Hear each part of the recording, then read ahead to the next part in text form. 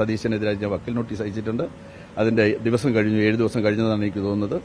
നിശ്ചയമായിട്ടും ഞാൻ കോടതിയെ സമീപിക്കാൻ തന്നെ പോവുകയാണ്. സതീശൻ മാന്യമായിട്ട് മാപ്പ് പറഞ്ഞേ തീരുള്ളൂ അക്കാര്യത്തിൽ. കടകംപള്ളി സുരേന്ദ്രന്റെ വാക്കുകളാണ്. അദ്ദേഹം ദേവസ്വം മന്ത്രിയായിരുന്നു. ദേവസ്വം മന്ത്രിയായിരുന്ന കടകംപള്ളി സുരേന്ദ്രന് എതിരെയാണ് വി.ഡി. സതീശൻ ഗുരുതരമായ ആരോപണം ഉന്നയിച്ചത്. എന്താണ് ആരോപണം?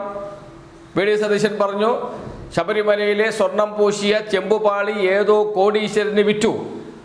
അത് കടകംപള്ളി സുരേന്ദ്രന് അറിയാം ആർക്കാണ് വിറ്റത് എന്ന്. അക്കാര്യം കടകംപള്ളി സുരേന്ദ്രൻ വെളിപ്പെടുത്തണം. ഇതാണ് വി.ഡി. സതീശൻ ഉന്നയിച്ച ആരോപണം. നിയമസഭയ്ക്ക് അകത്തും പുറത്തും അദ്ദേഹം ഇത് ആവർത്തിച്ച് പറയുകയും ചെയ്തിരുന്നു. ഇപ്പോഴും പറഞ്ഞുകൊണ്ടിരിക്കുകയും ചെയ്യുന്നു. ഇടക്കാലത്ത് സ്വരം മാറ്റാൻ ശ്രമിച്ചിരുന്നു. ഞാൻ അങ്ങനെയല്ലല്ലോ പറഞ്ഞത് എന്നൊക്കെ പറഞ്ഞിരുന്നു വി.ഡി. സതീശൻ. അതൊന്നും പക്ഷേ നിയമ നടപടിയിൽ നിന്ന് പുറകോട്ട് പോകാൻ കടകംപള്ളി സുരേന്ദ്രന് പര്യാപ്തമായിരുന്നില്ല. നിയമ നടപടിയുമായി മുന്നോട്ട് പോകും എന്ന് തന്നെ അദ്ദേഹം ആവർത്തിച്ച് പറഞ്ഞു. ആ വാക്കുകൾ ഒന്നുകൂടി കേൾക്കാം. സതീശൻ യഥാർത്ഥത്തിൽ തനിക്കുണ്ടായിട്ടുള്ള ജാള്യത മറയ്ക്കാനാണ് ശ്രമിക്കുന്നത്. അദ്ദേഹം ആദ്യം പറഞ്ഞത് ഞാൻ അവിടുത്തെ ലോഹം ഈ പറഞ്ഞ സ്വർണ്ണപ്പാളി അത് മറ്റേതോ അന്യ സംസ്ഥാനത്തിലെ ഏതോ ഒരു കോടീശ്വരന് വിറ്റു, അതിന് ഞാൻ ഇടനിലക്കാരനായിട്ട് നിന്നു, അത് ആർക്കാണ് വിറ്റതെന്ന് കടകംപള്ളിക്ക് അറിയാമെന്നെല്ലാം പറഞ്ഞയാളാണ് സതീശൻ. സതീശനെതിരായി ഞാൻ വക്കീൽ നോട്ടീസ് അയച്ചിട്ടുണ്ട്.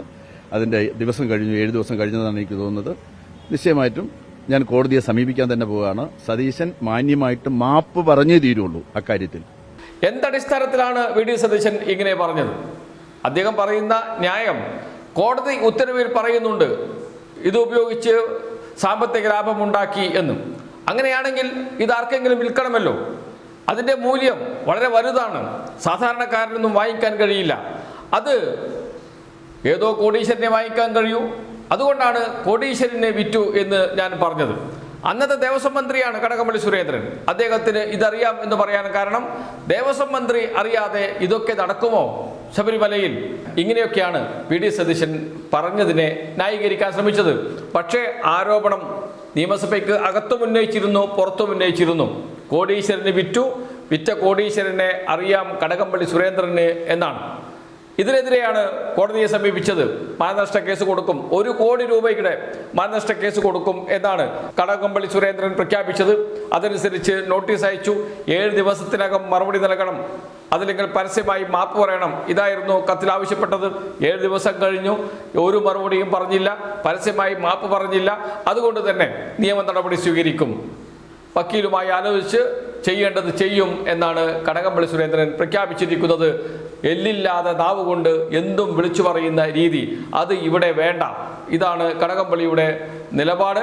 അതുകൊണ്ട് തന്നെ കോടതിയിൽ നിയമ നടപടി ഒന്ന് കടുക്കും. മാനനഷ്ട കേസാണ്, ചിലപ്പോൾ നീണ്ടുപോകാൻ സാധ്യതയുണ്ട്. നീണ്ടുപോകാതെ ഈ സർക്കാരിന്റെ കാലത്ത് തന്നെ അത് സംബന്ധിച്ച് ഒരു വിധി കോടതിയിൽ നിന്ന് ഉണ്ടാകുമോ എന്നത് വളരെ നിർണായകമാണ്. കാരണം മാനനഷ്ട കേസുകളെ സംബന്ധിച്ച് സാധാരണ രാഷ്ട്രീയ പ്രവർത്തകർക്ക് ഒരു ധാരണയുണ്ട്, നീണ്ടു പോകും, എപ്പോഴെങ്കിലും വിധി വരട്ടെ, വന്നാൽ അപ്പീൽ പോകാം, നിരവധി കോടതികളുണ്ടല്ലോ എന്നൊക്കെ പറയാറുണ്ട് രാഷ്ട്രീയ നേതാക്കൾ. അങ്ങനെ പാടില്ല. എത്രയും വേഗം തന്നെ കോടതി ഇത് സംബന്ധിച്ച് നിലപാട് പറയണം എന്നതിലേക്ക് കാര്യങ്ങൾ പോകുമോ എന്നതാണ് ഇനി അറിയാനുള്ളത്. ഏതായാലും കടകംപള്ളി സുരേന്ദ്രൻ ഉറച്ച നിലപാടുമായി മുന്നോട്ട് പോവുകയാണ്.